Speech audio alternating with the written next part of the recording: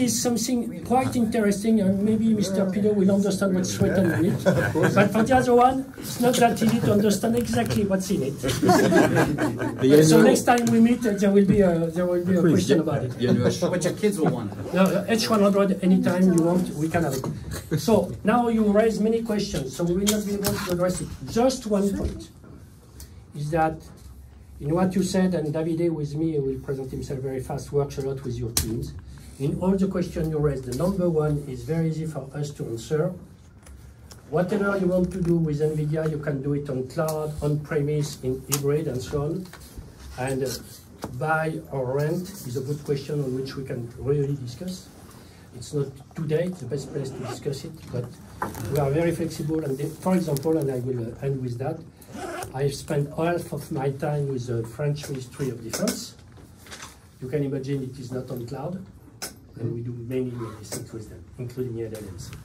So I will not discuss much in front of Americans of what we do in the French army. So I stop now. And Keith, chair is yours. And David, if you want to introduce 1 minute yourself. I'm David Esquivon. I'm in charge of the business of AI for transportation, smart cities, and law enforcement.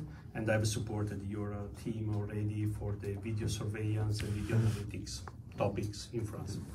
Okay. Welcome. Now, if you wanted to yourself, maybe some minutes of what you want to get from us. Please. Anything you want to talk about, or anything on your mind, or something you saw at Apple, or anywhere else you want to talk about? I think the topics you mentioned are the good topics, but maybe just to give you a global overview. So here we are the committee for developing the Gen AI at SNCF. So we decided to set up this committee with each entities. So you've got colleagues from SNCF Réseau, who handle the network, SNCF Gare et Connexion, which handles all the train stations in France, more than 3,000 train stations. A colleague from SNCF Voyageurs, the operator of high-speed train and classic trains as well. You've got Henri, the CIO of the group. You've got the entity of Keolis, who manage mass transit in France and in the world. So, for example, in Boston or in Sydney in Australia.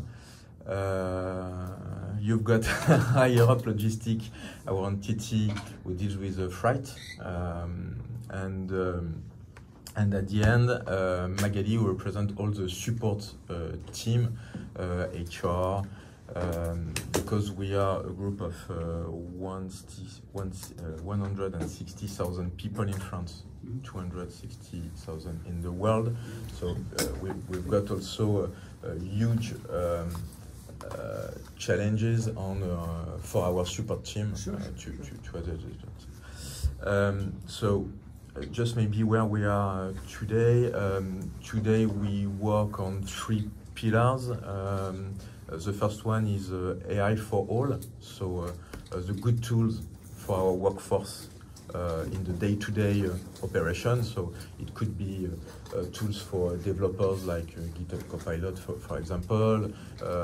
It could be a secure environment to access different LLM. We launch SNCF Group GPT, which is using OpenAI API today, but to give a secure environment for our workforce. So it's AI for tools. We are looking different tools and different solutions on the market to give that to our workforce and to find productivity, performance, etc. The second pillar is more about knowledge management. We've got, as you probably, a huge database of more than 70,000 documents, and how we can find good information quicker, etc. And the third thing is more about the use case near the different businesses. So use case for you mentioned maintenance on the industrial domain, use cases on the distribution domain, use cases on CRM domain, etc. So in fact, we are interested on all the perimeter.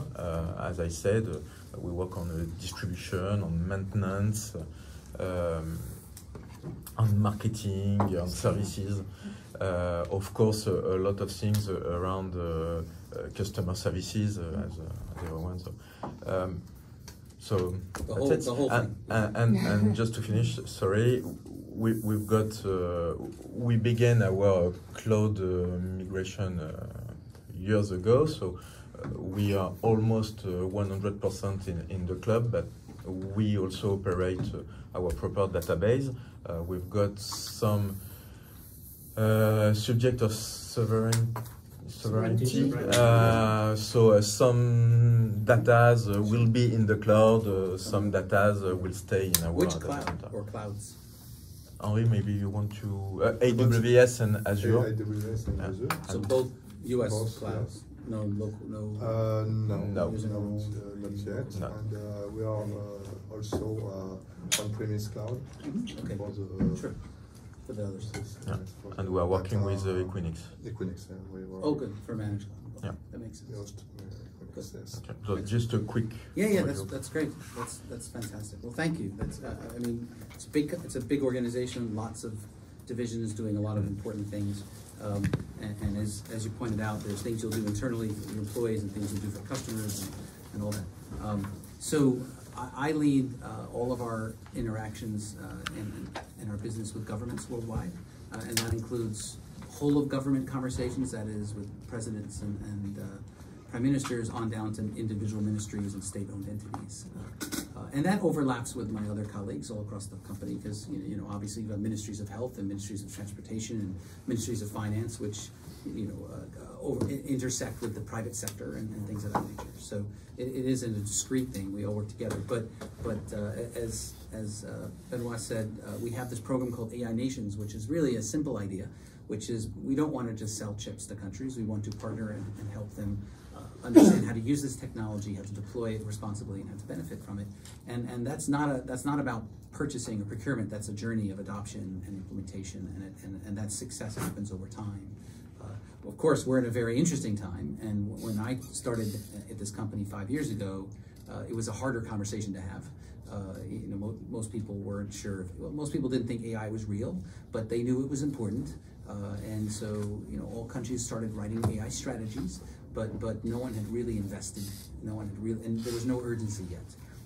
That was all pre-ChatGPT. You know, post-ChatGPT, you know, there's great alarm at the highest levels of government across the world to make sure that they have sufficient domestic computing infrastructure to support sovereignty, right? Otherwise referred to as sovereign AI. And that is, just to be clear what that is, because sovereign AI is not a product, it's an idea, right? But it's different than digital sovereignty, and I want to explain the difference because it's widely misunderstood. So digital sovereignty usually is referring to data. So it's mostly about who has access and control to my data, and also where does my data sit, or data residency. So if Microsoft builds a data center in France and says French data will not leave France, then that satisfies the data residency requirements.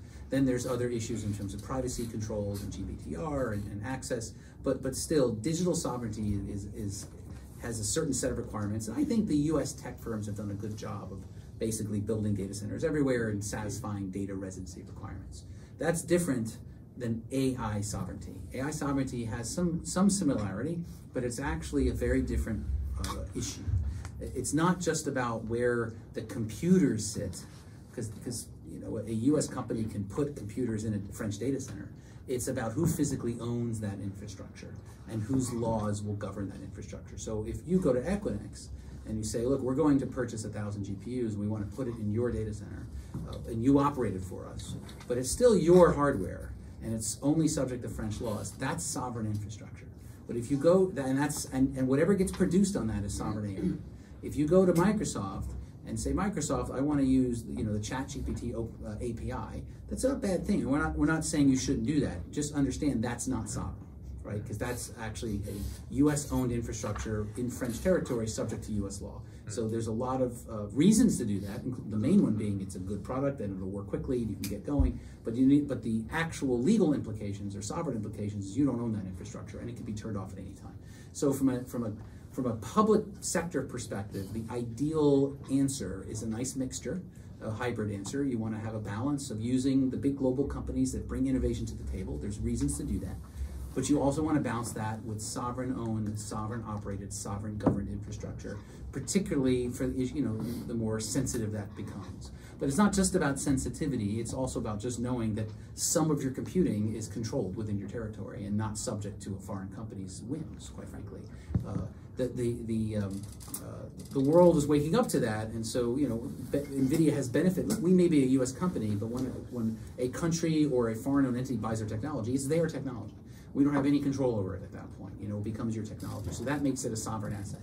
And so we recommend, as does the OECD in Paris, that the ideal answer for every government is a hybrid answer, which is a nice balance between the two.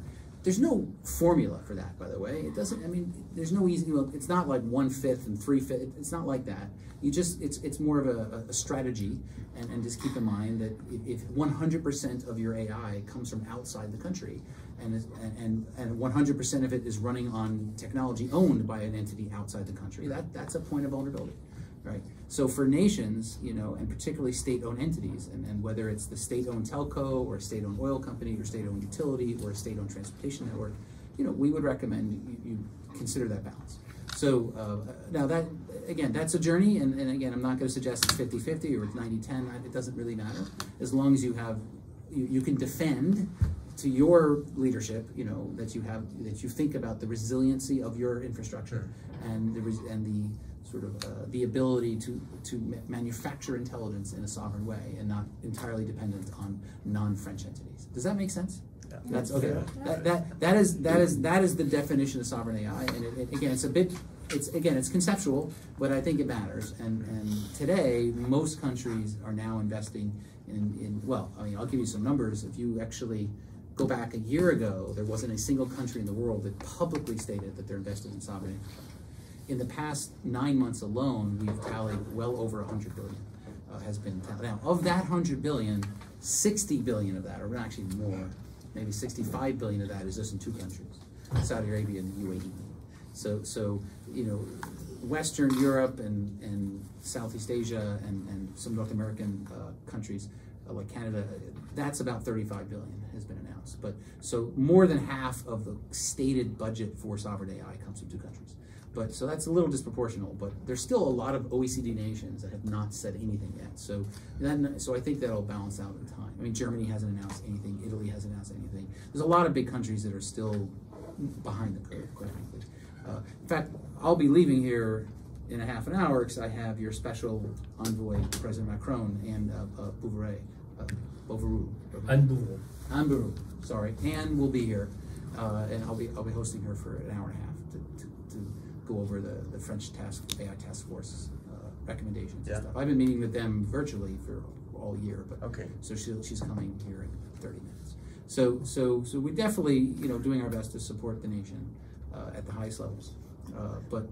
So I suspect eventually you will see a global $100 to $150 billion of investment into sovereign AI infrastructure, and some of that will be in entities like yours. It will be national transportation networks or other things, but still, there's still a lot of room for innovation. I have dealt with a few entities like yourself, including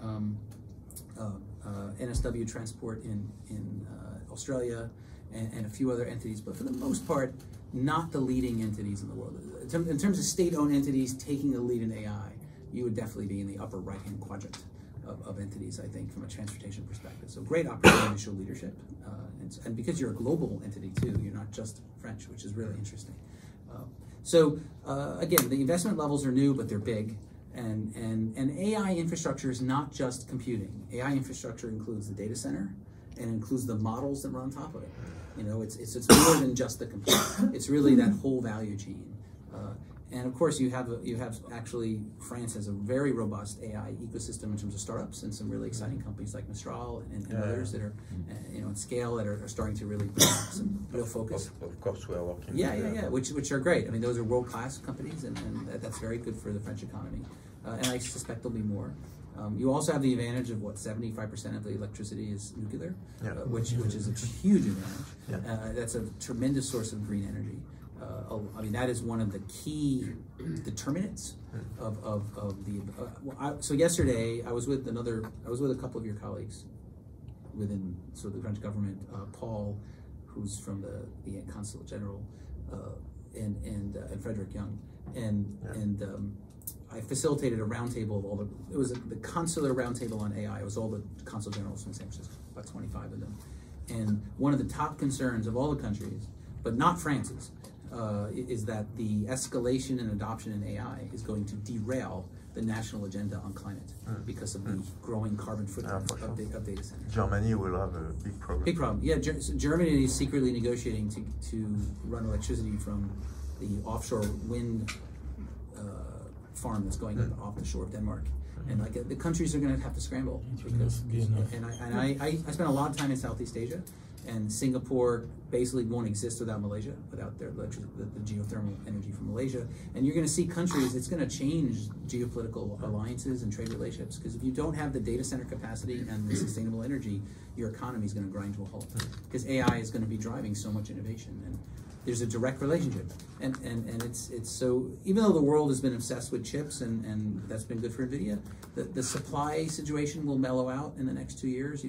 Right now we're still, demand exceeds supply, but the next big bottleneck will be electricity and data center capacity, sort of combined.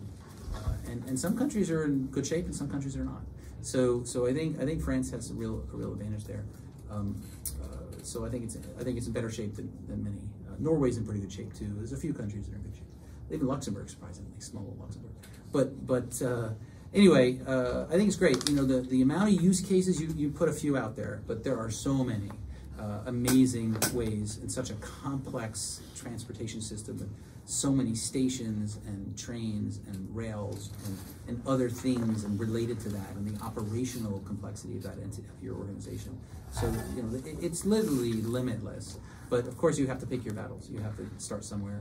The generative AI is the focal point for most, which in a practical way, we're really talking about co-pilots or AI assistants, right? I mean, how do you take that capability and apply it into your business, your operations, into your employee experience, your customer experience, whatever it is.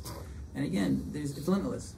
I mean, you're talking about a digital human, essentially. How would you use a digital human? If you had 1 billion brains in your back pocket, how would you apply those? And and of course, these are brains that can't protest and go on strike. These are brains that work 24/7. There's some advantages to that. How would you apply them in a responsible, efficient way to really boost the operations of your company and in your entity? It's endless, absolutely endless. So you have to pick the biggest problems you think you can solve with the most possible return, and it's a good place to start. And then work your way through. I would highly encourage you not to be overly centralized in how you do it. I mean, there are benefits to centralization, obviously, when it comes to security and controls and even access to computing. But as far as the use cases and the adoption, I push that to the edge as much as possible. Yeah. All my experience, and I was a chief digital officer of a $50 billion company in previous. All my experiences, I've seen that the closer you try to contain things in the center, the less innovation you get. So you want to, you do need to manage some things in the middle, but definitely empower as many people as possible to play, within a sandbox and within some boundaries. And I think that'll lead to the most return. And also, obviously, the partnerships, like, whether it's with us or, a whole ecosystem of partners, that's really valuable too, both local partners as well as global ones. And of course, I think that because of France's history and culture with labor and employment laws, I mean, you want to do this in a very human-centric, employee-friendly way, right? I mean, I've seen some really bad examples of how especially for a state. Yeah, I mean, you have to, right? Famous. Yeah, you want to, this isn't about replacing people, and it's not about cutting jobs necessarily. It's about empowering people and giving them tools for removing humans from dangerous jobs that probably they shouldn't be in. Enabling them to do more work, enabling them, freeing them up from mundane things so they can create more meaningful work. Expanding access to services. There's many ways to do that don't lead to cutting jobs or imposing on human dignity. So I think but these have to be core principles, right? So human-centered AI is particularly important, I think, in this context. And it is true globally. In the U.S., because the U.S. In the U.S., it's not uncommon to immediately think, how many people can we cut? I mean, big companies are like, well, this looks great, so we can lay off 1,000 people. We don't have those conversations overseas normally. In many countries, that is not the conversation. The conversation, we have no plans to reduce any employees. We have no plans to reduce headcount. We want to use this technology to do better for our customers, to create a better employee experience. But there's no conversation about reducing headcount. And so I think that's a bit more of a U.S. conversation, but not normally in Europe or even in the Middle East. I mean, employment is guaranteed in many of those countries, so they're not looking to cut heads. So I see a lot of different things, but it's moving fast. And if anyone doesn't think it's happening, then I would have their head examined, because this is really happening at an unbelievable pace across the world, in every industry, in every country. Not everyone's moving in the same speed, but I compared to where things were just 2-3 years ago, it's remarkable. I mean, NVIDIA's revenues are not fantasy. It's not like, if some of you were around and remember the .com days, back in 2099, there were companies that came up with these huge valuations, 5 billion, 10 billion, with no revenue. NVIDIA will do over 100 billion in revenue this year. That's actual revenue. So that means there's actually businesses and clouds and companies and countries, wiring in money to buy the technology. It's not about hopes and dreams, So there's the adoption levels is happening pretty fast. At the same time, we're still in the early days. I mean, you can't deny the fact this is like chapter 1, So I had a meeting this morning with a big manufacturing company from the Middle East, and they were asking, who can we talk to learn best practices? Because there are no best practices in what you're asking for. I said, everyone who's doing it is doing it for the first time. I said, so you can talk to some other entities that are also doing it for the first time, but no, this is not SAP. You're not implementing something that's been implemented 10,000 times. Everyone is going through this journey at the same time. So there are high degrees of failure. There's things that can go wrong. You do need to socialize that culturally within your leadership teams. That this is, I'll put it differently. AI is not IT. There's, if you've grown, and I used to be the chief digital officer inside of a large IT department, so I saw this myself. I mean, IT is a very specific culture, right? You want to define them as much as possible. KPIs are very tight. Risk is well defined. Budgets are well defined. There's all these things. Almost none of that works for AI. So you need IT to do AI, but AI is its own thing. There's a lot of uncertainty in the cycles that'll be required to get to the result you want. Budgets have to be more elastic. Expectations have to be more flexible. There's huge upside, but there's new kinds of risks that didn't exist before. I mean, it could actually work. Like in IT, the main risk is it goes offline. It doesn't work. It's down. AI, it could be up, but causing all sorts of problems. So the risk isn't that it's not accessible or it doesn't work. The risk is it looks like it's working, but it's actually causing problems. So you develop a computer vision model, for example, to do inspections on your rails, and the idea is to save money and also safety, perhaps not having people in helicopters or whatever. So using drones or using robots of some kind. And so this is supposed to be very efficient and good, but it turns out the model's flawed. It turns out the model actually in 8% of the cases is missing the little cracks or things that a human would miss. But you don't know that because it's a robot or it's a drone, and then there's almost no way to second guess it unless you send a human out to double check. So that you have to learn a whole new way to manage the risks of AI. Even though it looks like it's working, you actually don't know if it's working. So I think that so exciting potential, but new kinds of risks. So all these things get rolled up into the journey you guys are going to be on. At the same time, I don't see how you can not do it, because if you don't go down this journey, if you don't actually learn how to use this technology well, I think it'll become increasingly difficult to deliver the efficiency, the safety, and the experience that people expect, right? So I think it's not an optional journey, it's a required one. And you definitely see that from and somebody will show you sort of from a smart spaces perspective, how this technology is redefining how humans engage with spaces. and how they, what they expect. The expectations, the human expectations have changed, right? So, just like you expect to, 1 or 2 clicks on a website, and if it's more than that, you just like, this doesn't work. If it takes more than 4 seconds, you're like, this taking too long. Our expectations have changed. When many of us were growing up, you had phones still attached to the wall, the cord, and you could only walk so far as the cord. I mean, that was you could go around the corner or whatever. Your expectations change. So AI is changing the nature of what employees and customers expect. So you kind of have to go down that journey. But you guys are here. That's what matters. So that's my big overview. I'm happy to drill into any of that, again, on any level, but I don't know. I hate throwing slides out there, so I prefer just to talk. But do you have any questions? Anything specific? Thumbs up? Yeah. You spoke about energy and having enough energy to develop AI. What about the materials to manufacture chips? Is there also an issue about having the proper up and down the supply chain? Yeah. Because so it's not just chips. If you look at the whole electronic supply chain, you've got memory, you got chips, you've got the boards that the chips sit on, you've got the power, literally the power, the voltmeters. You have the entire assembly of the computer. There are supply chain challenges all across that value chain. You have the wafers that get put into the chip manufacturer. So there's no question that there are challenges up and down that value chain. Since COVID, it's been very, very complex. I think the world's biggest companies like Intel and Apple and nvidia and and AMD and Qualcomm, have obviously they're experts in managing these really complex supply chain. But yeah, sure, there's problems. I mean, the number one issue for us coming out of COVID wasn't the chips; it was everything else. We can make our chips. It was all the other little parts we couldn't get to complete it. So we're in the process of shifting a lot of manufacturing from China to Vietnam. I was just there last month. We're lighting up factories all across Vietnam to sort of diversify our supply chain, to deal with other kinds of issues. So yeah, it is an issue, but it's not stopping us from running our business. Sorry, I must interrupt you now. Sure. No, it's fine. I wanted to fill the time, but I will hand the ball to Jambi. And last comment on the energy is that you will see, because it was one of your questions, our new technology has divided by 12 to 25 the consumption of the same workload. So it is an obsession in our labs to decrease the energy. It doesn't mean you will need less, you will do more. But we divide by 12 to 25 in the new generation. So it's a good sign because we have been capable to do it. We don't know for the next step or this one. We are capable to do that.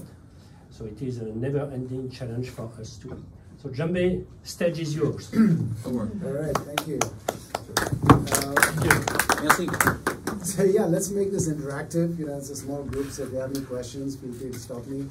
I just threw together a few slides just to give you a flavor. Just by no means, comprehensive presentation on smart spaces, but just to give you a flavor. So, the smart spaces business, we deal with a lot of different kinds of spaces, and the idea is to instrument these spaces for intelligence, right? So all these applications that you see out there, traffic management. In fact, Zihan is actually going to talk about manufacturing, preventive maintenance, what goes on in retail stores. I mean, you guys, might actually have some retail locations too, where you measure, customer engagement, customer journeys, etc.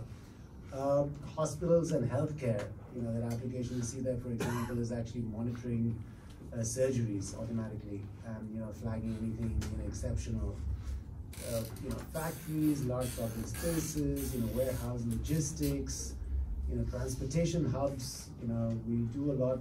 Actually, I should have put a picture of a railroad relevant picture, but we do a lot of stuff in rail, both on the trains themselves, on the stations, everywhere. So, across the board, information is gathered by a bunch of sensors. We use AI to sort of make sense of the information.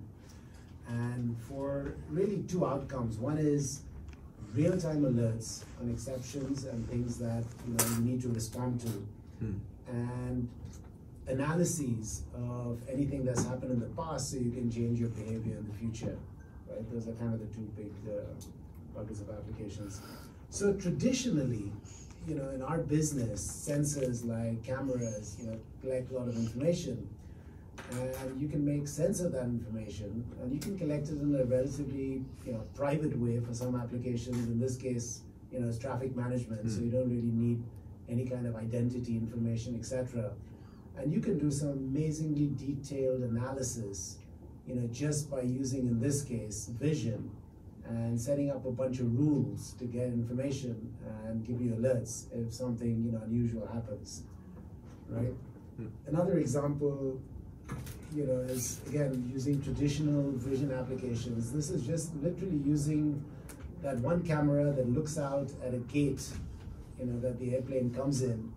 Turns out that a lot of the services that come to the gate are not coordinated. So this company actually provides very detailed analytics on exactly what happens and when. So for example, a simple thing like, there's a thing called the ground power unit, which has to be plugged in when the plane comes. If the ground power unit doesn't get plugged in, the plane has to keep running on its own fuel, which has a big environmental impact at the airport. So, this has a whole host of benefits, and this is literally from one sensor, one camera that's looking at, the gate where the plane comes. So, enormous amount of information that can be collected, and a massive ROI just on analyzing that using AI. Make sense so far? Yeah. In that kind of cases, you are providing chips, infrastructure, SaaS solution. Where are you in the value chain on an example like this? So all of these examples that I'm going to show you, and these are actually there are two examples that I've showed you, are based on a platform we have called Metropolis. Okay. So the way NVIDIA works in general is that we have these AI acceleration platforms. So Metropolis is for vision and sensor AI. We have a platform called Riva for conversational AI. Okay. That converts conversations to text, text to conversation, etc. We have a platform called Morpheus for cybersecurity, using AI for cybersecurity. We have a platform called Co-opt for vehicle routing algorithms. So companies like this one, Asaya, that's actually based in Switzerland, right? Asaya is Switzerland. So they take our AI acceleration platform and develop applications, right? So if you have, a few AI ML engineers, they can work directly with us to create a customized application. Okay. Or you can use an application that's already been developed for one of our, partners. Or we have actually a category that we call service delivery partners. Companies like SoftServe and Quantify, you may have heard of some of them. They are kind of AI development guns for hire. They will actually develop these applications for you, but you own all the IP. So those are the kind of roughly at a high level the three choices you have. Okay. Actually, one of the companies we are working with, 22. 22 came a few weeks ago, I think, to your conference. To the GTC. Actually, 22 they are using Metropolis platform. Okay, they are using Metropolis platform. They accelerate with Metropolis. Okay. Correct. We've got a lot in France. Okay. We invest in 22. French companies. SNCF invest in 22. We've got a minimum of 10 French companies in that space who are leading edge companies that we work with Xavier. And so 40 some of them are in Bordeaux, Nice, Paris, and so on. For example, Olympic Games, for example, all the companies we have been selected by the Ministry of Interior are French, working with our technology, like Asaya. Because we are working with them on our camera system for the Olympics. So what is the main advantages to be on Metropolis for 22, for example? Is the why did they choose the platform? The main advantage are precision first, so you can have more precise analytics with less consumption of electricity. This is the most important. Second, the price of the solution. If a startup wants to build the solution by their own, they will need 3, 4, 5 years. Instead, if they are using Metropolis, they will shrink this time in a bunch of years, because NVIDIA pre-built a part of the software, so they have just to develop the algorithms on the top of. That's the main advantage. So precision, cost, and consumption. And time to market. And one of the things that we have as a part of all of these AI acceleration platforms is what's called pre-trained models. Okay. So, you know, for Metropolis, for example, we have like 30-some pre-trained models. So, for example, one pre-trained model is, let's say, vehicle make and model identification, right? So you take that pre-trained model, we've trained it on massive amounts of data, but then we have another framework called Tau, which allows you to take your own data and retrain the model. So unlike the old days where you had to write all these algorithms from scratch, you know, we've written pre-trained models for pretty much 80–85% of the use cases, of the major use cases. So it's much easier, as Davide said, to get a application to market using our platforms. Okay. Okay. And what about the conversation platform? Does it embed LLMs, for example, or not? I'm just coming to that. Okay. So hold that question for a second. So, you know, based on, you know, our platforms in this business, we've got, you know, massive adoption. We have about globally 1,500 companies now that have used our technology to develop their applications, and, you know, some big brand names sort of leveraging that technology. Now, so coming to Gen AI, everything changes, right? Because generative AI gives you the capability of automating a lot of things that used to have to be pre-programmed using large language models, right? So imagine a video and image-based large language model, kind of what GPT is to all the information in the world, right? So theoretically, you wouldn't have to pre-program anything, you process everything, and then you can do all kinds of sort of spatio-temporal querying right off the bat without previously training the model to do anything special. Is that gonna make sense? So generative AI has just completely changed the way the technology is gonna work going forward. To be honest with you, we're not 100% of the way there, but it's getting better every day, like literally every day. So the way it understands context, the way it understands, you know, temporal relations between objects, etc. So just to give you an example, you know, this is one of the first ones we took, which is actually drone footage. And this is for an area, a very dry area that's prone to fire, right? So, and this query you can sort of have on an ongoing basis. You say, is there a fire? Is there smoke? There's nothing there, obviously, so it returns, you know, false. And, you know, hopefully when it does see something, if there's fire, if there's smoke, like here, for example, you know, it'll tell you and give you an alert and say, look, you know, there is fire detected, there is smoke detected.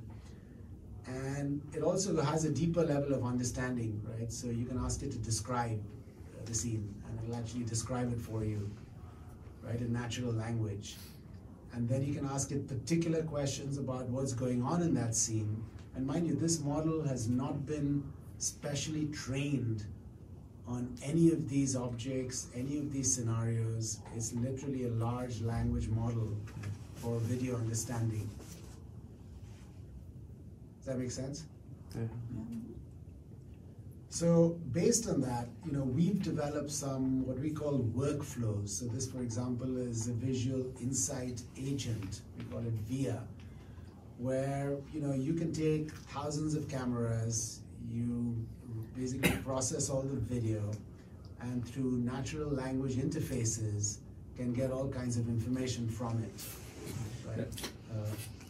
Yeah. I have a question to well understand. You have developed some SaaS platform to manage that kind of use cases. Correct. Correct. So. And yeah, and yesterday we met Chuch. Chuch. Chuch. Yes. Oh, you met the folks at Yeah. Chuch, Michael Liu? So you are a provider of Chuch, I think. Correct. Yeah. Correct. And also a competitor. No, No? we don't compete. These are all partners. So Chuch's product is based on our technology. Yeah. Correct. But you have developed a specific platform. No, Like, our no? platform is a generic platform that everybody can use. And the way it's You delivered... provide the platform for example, for church? Correct. Yeah, that's Correct. Okay. Correct, exactly. Ce que je pense, c'est soit nous on peut acheter soit des solutions auprès de Church, soit on peut développer nos solutions sur la plateforme d'NVIDIA. Ouais. En fait, ça dépend à quel niveau. What's interesting in that discussion really is that we discuss sovereign AI infrastructure earlier. You can have your own infrastructure with solutions from companies like Church, or you develop yourself and so on. It can be on-premise, can be deployed on stations and so on. But the platform is the same basement, and on top of it you use whatever you want. And you have your sovereignty. Sorry, Jamal. No, that's a very, actually, just to add to that, so we recently introduced, and I can get into the technical detail if you want, but we recently introduced this idea of an NVIDIA inference microservice. So what that is it's basically containers that you can use directly for inferencing. So all of these capabilities are going to be available as those containers that you can use. It's a microservice that is going to be hosted by NVIDIA and by some of NVIDIA's partners. Okay. So Church and all these folks will use that eventually. Right now, they're actually using our containers just from our cloud service, right? They just download it, they retrain it, they build their application. But in the future, they'll all use that NVIDIA inference microservice. Okay. And you guys can use it directly too. So if you just go, if you want to try it out, if you want to try out all these models, if you just go to ai.nvidia.com, we have all these models there for you to try out. And they're available for trial for 90 days. And then if you want to buy them and develop them and get support from NVIDIA, then you have to buy an enterprise license for that. Yeah. Okay. But yeah, Benoit and David, they can fill you in on all of that. So increasingly for a lot of public agencies, and I guess this is kind of relevant to you guys, as you said earlier, every single department in your organization or certainly in public agencies has applications for generative AI, right? I mean, anywhere you look, legal, IT, any kind of productivity, citizen services, which is very important for you guys. It would be something like customer service, right? So you're going to provide information to customers, they can do transactions, automate that. And, I'll just give you a few examples of here in the US. These are some cities that have developed chatbots. A couple of them, OpenAI, like you were saying, those are relatively easy to use. You just use the APIs and you can get started. But then they're finding, because of cost reasons, because of data sovereignty reasons, they might actually want everything on-prem. So the one on the top left that you see is developed completely on-prem by some other partners of ours. So again, to create these, what we call retrieval augmented generation models, which is like, you can think of it as a small language model. It's not, it's basically built on curated data from the organization, or from, in this case, the city. So it doesn't hallucinate, it doesn't give you random answers. It gives you only the answers based on the information that you've given it. And it's multimodal. So you can give it, obviously data, PDF files, Excel files, audio files, video, and make all that available to a sort of OpenAI kind of interface, a ChatGPT kind of interface through natural language. And in fact, the one on the top left is actually accessible through 62 languages, just automatically. So you don't have to do anything special.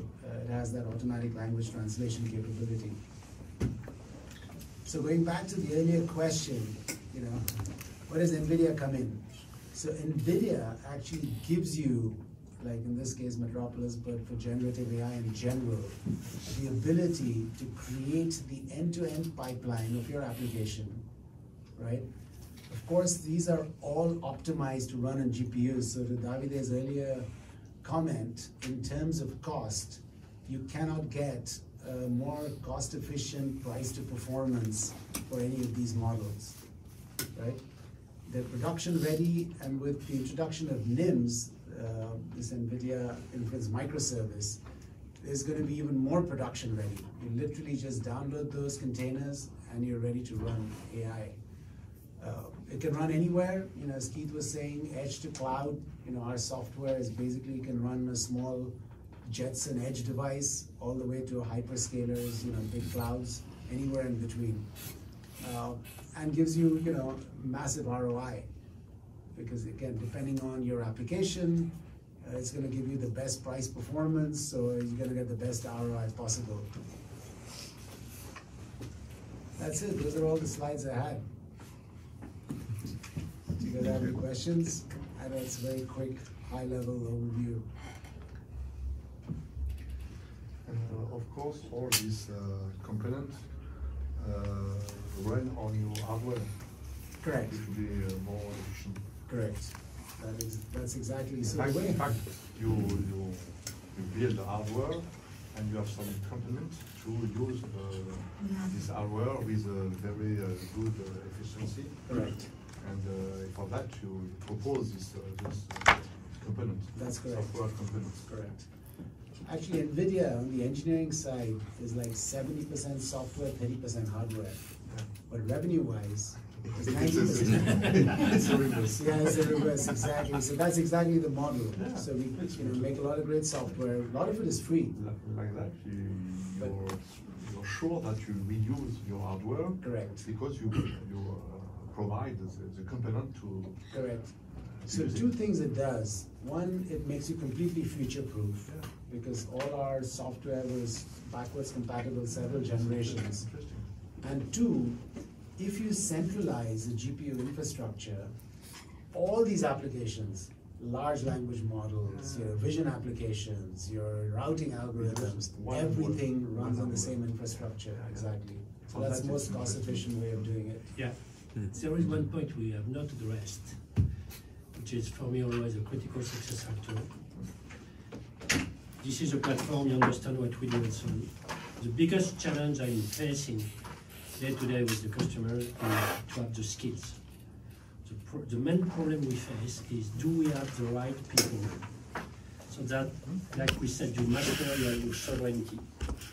So training, coaching, bringing the people to, so that you have your own autonomy over time.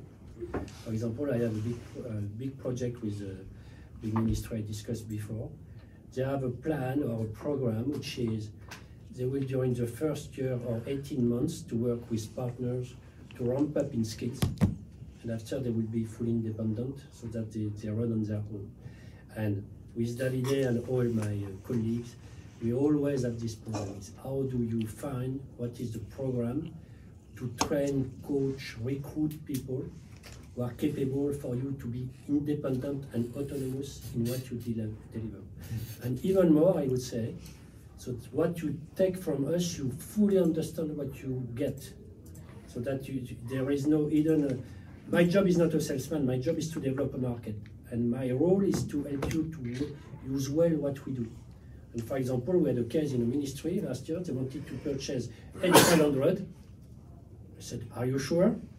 And they took something else, which was what they need, which was 1/5 of the cost. So the point is not to sell for selling. The point is that we use is the right thing for you. And so having people and training people is very important. We have companies who help us in the delivery, but not enough. But I always raise this point because we can dream with technology, which is great, but we need to have the right set and components.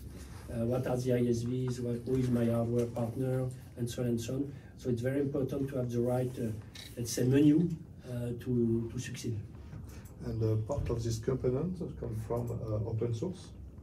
Oh yeah. About that, and you optimize the algorithm for your hardware. Exactly. Like the Triton inference server, it's open source.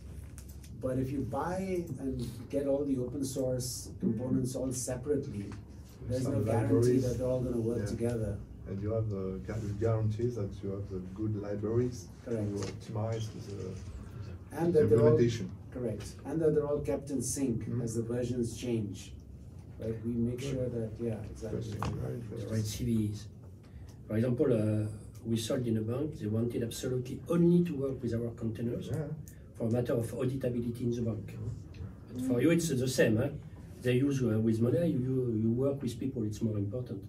So to have the covenant control and certification that what they use has been tested, and if there is a fix to give, we deliver the fix. Because there are too many data scientists up to date who come from university and so on, who have been used to work with open data all over the place, and they develop applications in the competitive marketplace where you are not allowed to use those data. So it is a narrow shadow area which is very dangerous, and it's a long journey for people to fully master that, for us and for you. And today, in terms of hardware, we have some difficulty to have to buy the board of the infrastructure hardware. And what is if you order H100, for example, what is the time to have this? You ask me, hardware? and I can. I just call to you. No, but we must be more precise than that. It depends on what you want to do, and what is the time frame or what is the roadmap. We can start up quite fast with we will find, and then we can come to you to the different scenario, because there are 2 or 3 scenarios. But we will not enter the detail today. I come anytime to your office and we can spend time on that. Or what is the best tool to market for you? Okay, no problem. Jean? So now, last but not least, just maybe one last question about your software offer. Is it in any way linked with the infrastructure and hardware? I mean, if you buy the hardware, can you have a part of access to the software? Yeah, if you purchase what we call DGX, it is all-in-one. You've got everything inside. You've got all the hardware and all the software, even some services to come with you. If you purchase, like most of the customers do for Dell with Dell or HP, you've got different components from Dell HP, their server, our GPU on their servers, assembly in their manufacturing plant, and then on the software you decide if you implement or not the software. So, in time of good time to market or rollout, there are pros and cons in both scenarios. So, this is the kind of thing we can discuss in details with the pros and cons for you. And our best recommendation, if you have, for example, you are in a hurry to do something with a very top technology, I don't address it today, but we can discuss that for sure. Okay. How much time do I have? You've got 20 minutes, 25. Okay, we'll power through. No worries. Thank you very much, Julie. Thank you. Thank you. Just to share my perspective on some other perspectives for real-world operations, especially on predictive maintenance and other potential solutions, right? And I'll start with our perspectives on what we do. Sorry, the phone is a little small, but I'll share a little bit perspective of what we can do for the workload, computing workload in the real industry, right? I'll break it up from a corporate, a network, and a facility perspective. Right, corporate, we've seen a lot of interest using LLM for employee productivity improvements, right? Whether it's engineering assistance, document analysis, or it's customer services, right? And there's a large data science play here in terms of the demand and the capacity forecasting, as well as the ET analysis. And also those what we've seen and been helping some of the partners and the customers in the real industry.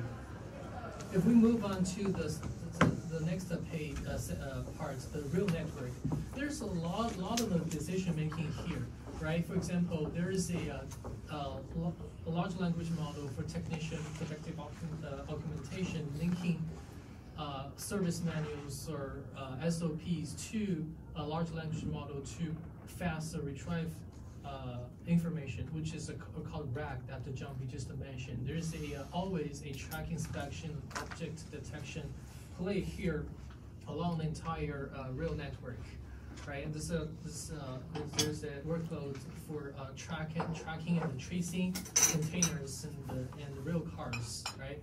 And there's a virtual testing of systems and designs before even putting them into operations. For example, design the optimization of a rail yard, right? And also the dispatching of the system for maintenance or for passengers, right? And the last piece is more on the facilities. It can be maintenance sites, logistics hubs or stations that falls on Jambi's domain, right? And a lot of those analytics are IoT driven, where with sensors, cameras to help information collection and decision making. Also, we see a lot of the simulations used in this type of environment to simulate, to predict the behavior of the equipment and the infrastructure, right? And we see large language model play for technicians support, right? Training of technicians before they go into their job, especially in some places where the working force is aging, right? And also virtual design of the facility, the maintenance hub. Where do we put all the equipment, the arms, and where do we put those aisles? This is a lot of the decision making in these processes, and that's how we can help accelerate, right? And I won't go into details into the logistics hubs and the stations, but the trend we're seeing are very similar, right? And for this particular session, we'll just focus on equipment maintenance, and I'll just give you some examples and also give you a bigger picture of what we can do altogether.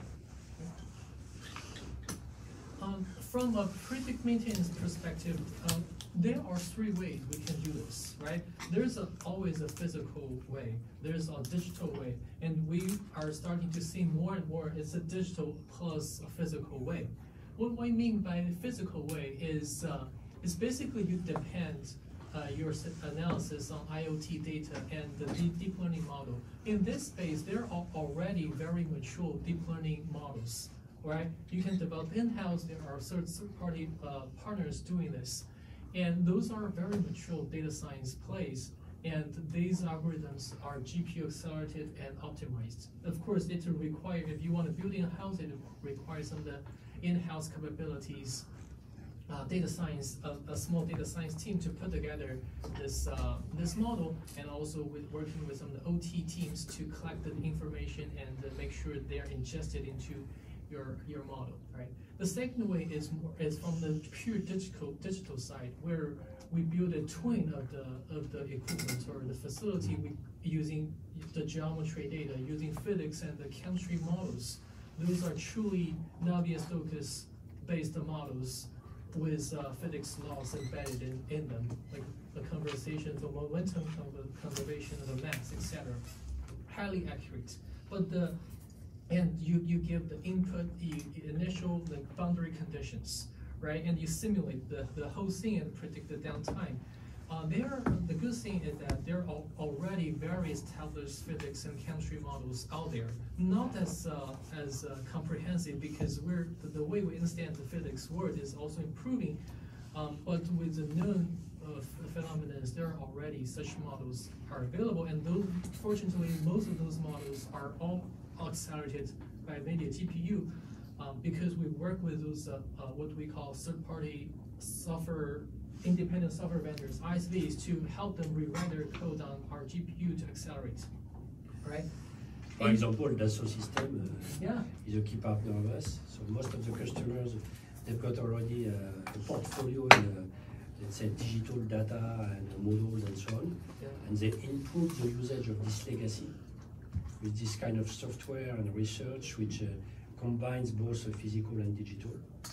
And for example, big discussions ongoing with the EDF for the nuclear program in France is that they're exactly the question you raised, because the nuclear plants were all paper written.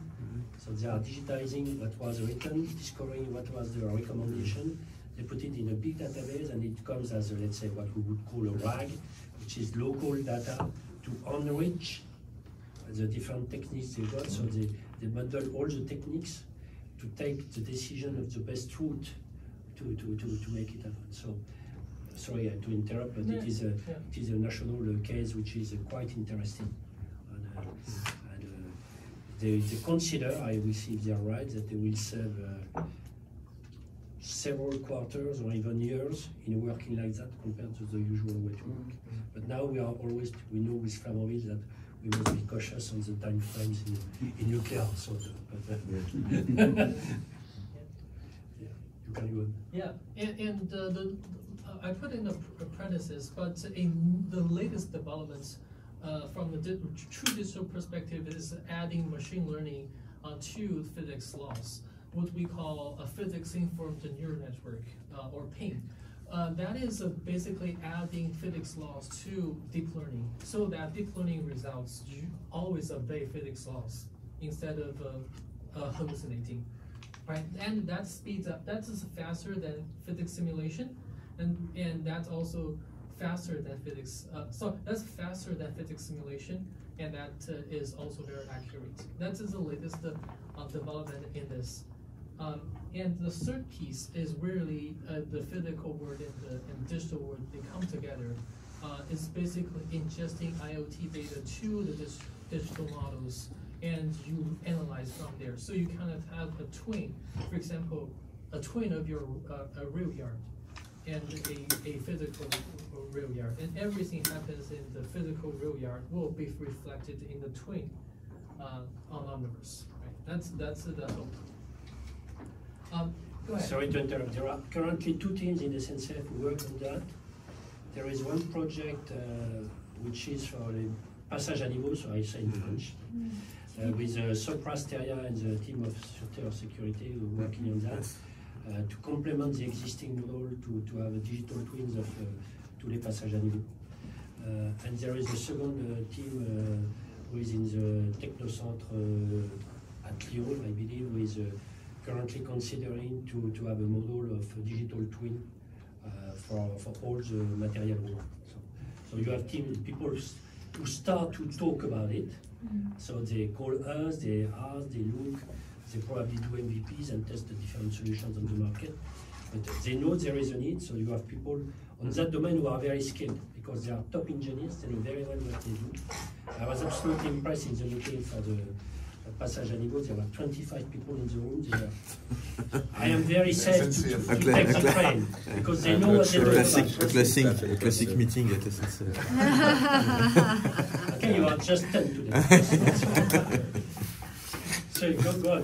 Okay, yeah, just one couple of examples showing this is a real pure digital play for maintenance, right? It's a power generation plant. But the similar philosophy can be applied to a locomotive, applied to your equipment, right? Sound is in there. This massive heat recovery steam generator uses hot gas exhaust to convert water in the pipes into steam for the turbines. Predicting corrosion to avoid downtime is challenging. Reduced order models aren't extremely accurate, and full simulation takes expertise and time. Siemens Energy is developing a digital twin with NVIDIA Modulus for the multi-phase turbulent flow. With point cloud data to train a physics-based AI model, they can infer high-fidelity flow shown by the streamlines in seconds. This could reduce downtime by 70%, saving the industry $1.7 billion a year. This is one example. This is pure digital play, right? And there's a digital plus physical play. That's the third pillar. To meet the demand for NVIDIA accelerated computing, Wistron, one of our leading manufacturing partners, is building digital twins of NVIDIA DGX and HGX factories using custom software developed with Omniverse SDKs and APIs.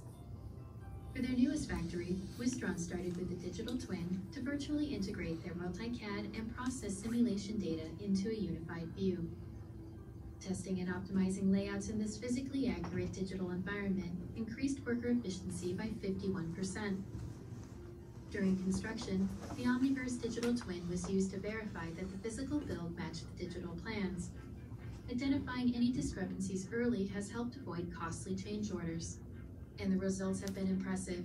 Using a digital twin helped bring Wistron's factory online in half the time, just 2.5 months instead of 5.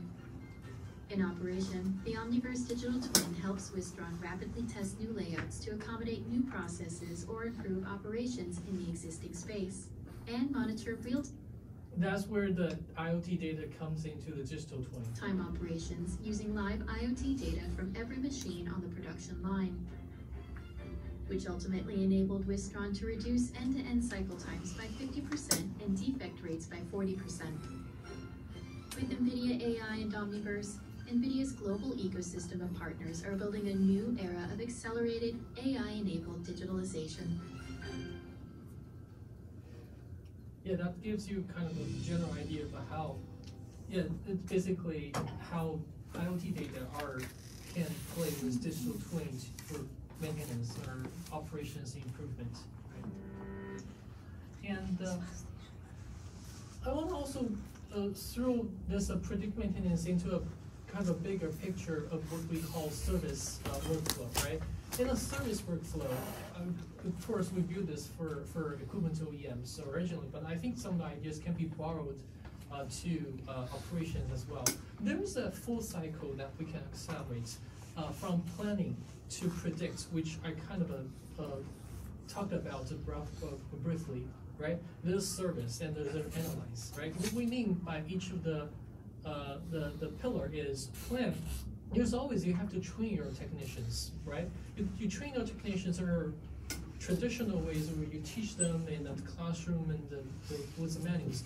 But the digital twins and computer vision or generative AI guided technician training is really speed up this kind of cycle and put them in an immersive environment to train them, right? And you kind of use digital and data analytics to predict the spare parts, the stock and demand, etc. And for OEM, it's always a pricing, right? And predict, you predict, as I mentioned, you can use IoT data, machine logs files, you digital twin, you can use vision as well. The service, there's always a prioritization problem. For example, technician routing. There's a Gen AI for technician predictive augmentation. And the last piece, going back to the design operations, is really how we analyze the root cause of the problem. Is it's from a product design or from a manufacturing operations process, right? You can do simulations, you can do data analytics. And for each of the pillar, there are certain solutions, especially software solutions, as Jiang and others mentioned, are attached to it. And those applications, you can directly leverage them and develop in-house, or you can leverage third-party partners, where you can get a kind of the customized or off-the-shelf solutions. I put this out here because it will be used to analyze a problem, right? For example, some of the case studies, right?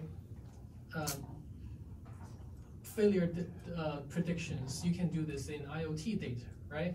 And also for, we worked with Kawasaki Heavy Industry, which is a real service provider. They used the edge service to predict the failure, the track defects. And they used the co-opt engine, the routing optimization engine to develop this scheduling, track maintenance scheduling platform where real operators can use. So basically what they put is that they log every vision inspected failure of the track into the system, and they kind of rank the system or prioritize the failure and put the schedules for maintenance train to go to each site and the maintenance. The same idea can be applied to telecommunication maintenance, right? Especially where there's a large fleet of maintenance crew. And the last piece is more for LLM in manufacturing. This is a typical retrieval augmented play where we link 1,000-page of a repair manual for aviation to a large language model, and we ask how do we do this and what are the steps, and it gives me the step-by-step instruction and augmented by the pictures. And it is a kind of an intermediate step, because in the future this will be in 3D. This will be in Omniverse, where you put a VR and you can see the exact steps, step-by-step repair that can be worked out. By the way, it means that from our point of view, discussing AI is worth nothing except if you've got metrics and objectives. So here we deliver concrete outcomes with metrics, because if you don't have metrics, it's not worth the play. And here the metrics are very critical. Suivre le HUB, for example, which is algorithm du simplex in French. We divide by a lot. We beat all the records. And so when you are in, if Geodis was there, they would be very interested with that. So those topics are, look at what is the objective, how much do I want to get, what is the metric. If we don't have metrics, we don't know how much you put on the table. Is it worth the play or not? So it's very important to have this kind of discussion, because there are topics which are very relevant and where the ROIs are better than other ones, for sure.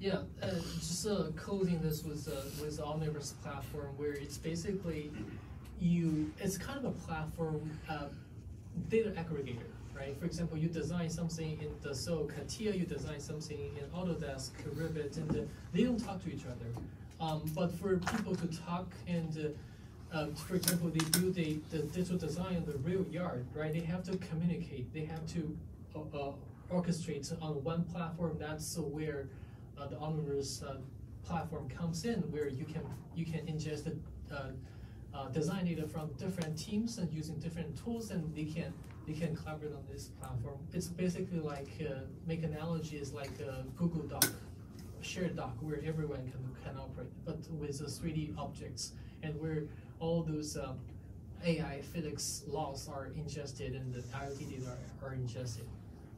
Yeah, that's pretty much it. And this one application is, it's with Deutsche Bahn, where they built the digital twin of their network, where they can train their trains to see the objects. A tree falls down, rocks come into the track, and how they can simulate those events and predict and train the train to respond to them. And it's, of course, it's a kind of a combination of third party, because this is all third party built in that can be ingested into the digital twin. Right? Germany has been the leader in digital twins for three reasons. The first customer who asked us to build a digital twin was BMW. So we did their assembly line for BMW Series 1 and 3 are with a digital twin from nvidia, which embarks all what it said.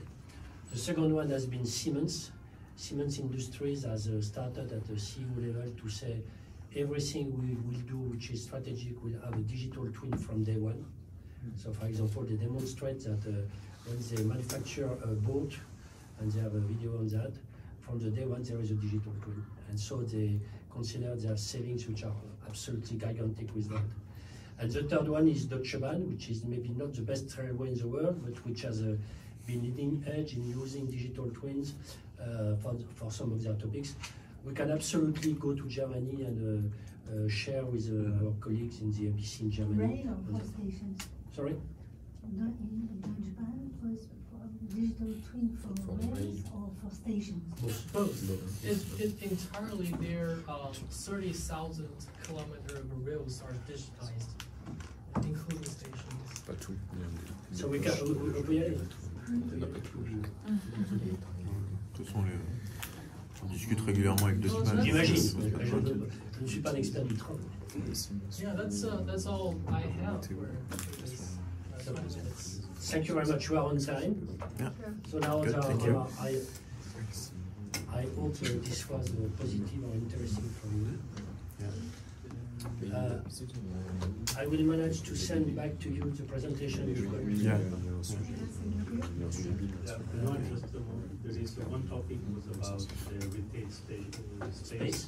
Okay, Jambi was not able to cover that one because the time was very Which is on retail? On retail, and we have a major progress on that side. We have an internal development called microservices, where we are able to understand an environment, a retail environment, understand the where the customer is going, where they stops, how they spend the time. We can do it LGBT compliance, so we are not tracking geometry of this kind.